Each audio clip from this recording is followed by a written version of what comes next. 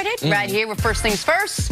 You can catch it on Monday through Friday on FS1. I love that read. I was listening to a couple of our other commentators read that. They didn't have the same type of professional pop with it. But you know who does? Yeah, Jenny Taft. Undisputed coming up at 9:30. Jenny, talk to us about the show, the rundown. What are you guys talking about today? Good morning, Jenna. I'm going to have such a good read on that later today. You guys just wait for it. Coming up on Undisputed.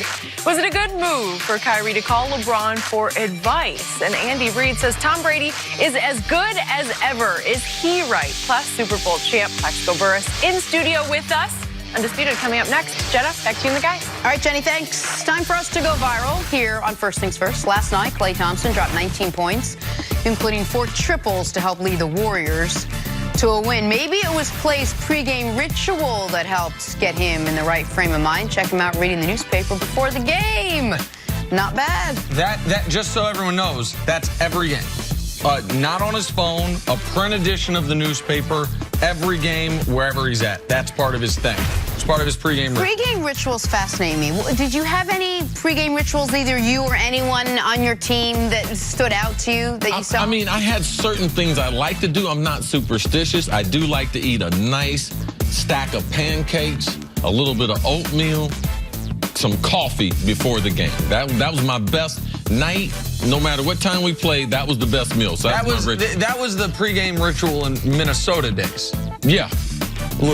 A little different with the Eagles? Oh, and the Eagles? Oh, yeah. I could have a sausage and cheese and everything, run out there, run all day. Could have been just now getting in. Pregame ritual could have been the security guard knocking on his window. Yeah. When the folks are getting... Philadelphia. I used to check out the team hotel on Saturday night and hit the streets. Head on back to Cherry Hill, New Jersey. Have me one before I went to bed. Oh, my gosh. Yeah. Yeah, that's why every decision you've made. Yeah, that's how I ended up in the paper. The one that Clay's reading. Jeez. Back to the Patriots now, taking on the Chiefs. Pats will be playoff underdogs for the first time since the 2013 AFC Championship game. Julian Edelman is capping on that, certainly embracing the underdog role, tweeting out a hype video with the hashtag #BetAgainstUs. Here's what Brady had to say on not being favored on Sunday. Doesn't change much for us, but it just, shows you kind of what, people would think about, what our chances are. That's about it. Doesn't no more added comment to that.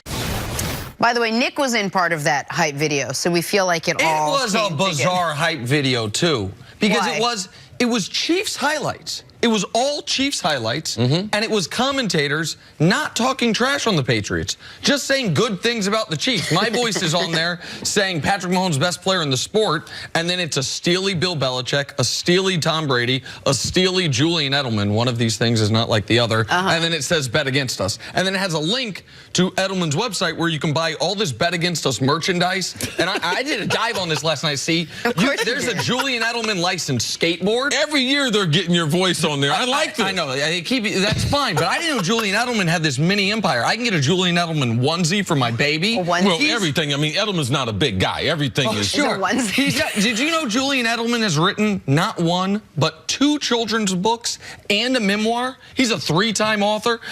There's a lot about Julian Edelman I didn't know about. But yeah, so I bet against us because they're underdogs. Sorry, Jen. I hijacked that a bit. No, go ahead, Seek. Jump in.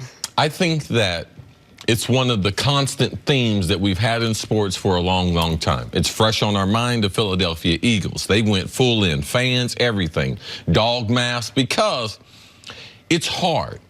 And growing up in the era with Michael Jordan and watching Michael Jordan, like Klay, would read the newspaper, and if anything wrote anything negative, he would clip out the article and put it in his locker. He talked about it in his Hall of Fame speech, how these things motivated him. And in sports and in competitive things, you need something that is outside yourself to help motivate you. Tom Brady has used that. His draft, his combine photos, him running the 40-yard dash. He has always used that. Belichick has always used what happened in Cleveland, as that underdog mentality. So Edelman a college quarterback at Kent State. He wasn't offered a whole bunch of D1 offers. No one in the NFL was trying to make him into a wide receiver like the Pats did. So he's going to have an underdog mentality for the rest of his life. So I understand why they're doing this. But the reason why they're the underdog is how they've played on the road. They are absent of a lot of talent on the offensive end, which they haven't been the last couple years. That's why on the road in Kansas City, they're the underdog. And I understand you got to grasp different motivations from different things. And when you've been to 8 straight conference championship games, this is the biggest game the Kansas City Chiefs have played as a franchise in 50 years. Wow. This is the biggest game the Patriots have played in 11 and a half months. So I understand why you are trying to grasp things, but just for some reality here, there is a difference between no longer being the overwhelming favorite and being a true nobody believes in us underdog. The New England Patriots, headed into this weekend, have been favored in 67 consecutive games that Tom Brady has started. They have been favored in every playoff game in the last 11 years except for one, 23 of 24, headed into this weekend. And I understand, I was one of the people. There was, I don't know, I'd say 30% of the media last week picked the Chargers to pull off the upset. That doesn't make you a nobody believes in us team.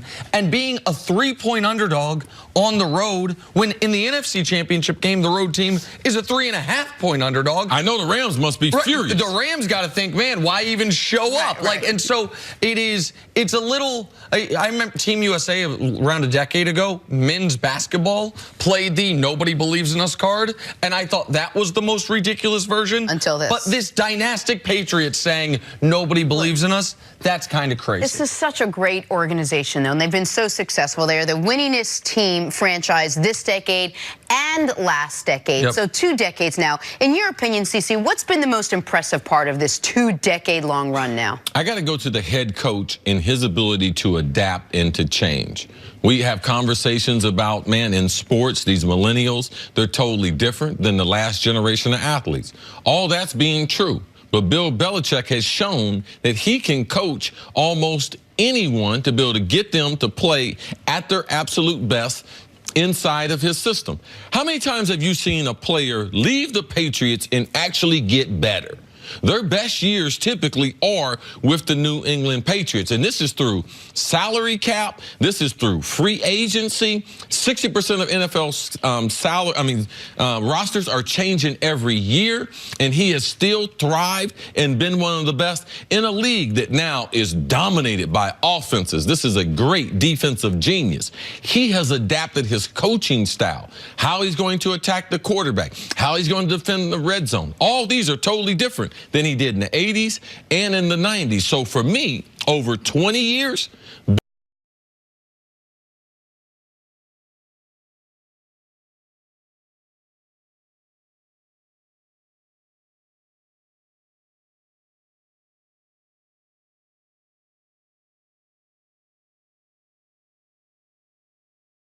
by Patriot standards, from that 3rd championship until 2014, they went to 2 Super Bowls as an overwhelming favorite, lost them both. They got bounced by Peyton Manning a couple times. 2013, the last time they were the underdogs in the playoffs, they lost decidedly in the AFC Championship game by 26-16. Those 2 Super Bowls and that playoff game, I picked the Patriots. So does Edelman have does he have my video of me picking them? Do I get credit for that? And so that's the second act. And then the beginning of the 3rd act looked like it was going to be more of the second act. They're losing in the Super Bowl to the Seattle Seahawks 24-14 headed into the 4th quarter. And from that moment forward, this 3rd act is the most impressive thing of the whole era. They win that 4th quarter 14-0 to get Super Bowl number 4. The next year, they lose the AFC Championship game on a failed 2-point conversion. The next year, they score 31 straight points in the Super Bowl to get Super Bowl number 5. The next year, they get back to the Super Bowl, have the ball down 5 with a chance to get Super Bowl number 6 before Brandon Graham has the strip sack, and the next year is right now. Like, they are 2 wins away from having the last 5 years be more impressive than the first 5 years. And the first 5 years were as good of a run as any team had had in NFL history. Nobody could have seen this final act coming. What's the moral of the story? That we got 5 more years left with this organization, with all the pieces in place. We're going to look back and say, and then there was that time in 2019. If there's a fourth act, I will be astonished in a way. Nothing will have ever surprised me more in sports, because a fourth act would involve Tom Brady literally playing till he's 45 years old. Yeah. Enjoy what we're seeing. Yeah. We're on the downward part of it. Now, when does it end? 19, 20, but it's going to end soon. Maybe about 10 p.m. Eastern Sunday night. All right. I'm just listening. Julian Edelman told me to bet against them. I'm going to bring my kids also, over Julian, on Sunday. He didn't ask if you could use my voice to sell your merchandise. We'll watch the game together, because I'm sure you'll be very calm. No. I'm watching that game by myself. That's it for us. We're back here tomorrow morning for picks. We're going to make picks tomorrow. Stay right here. Undisputed starts right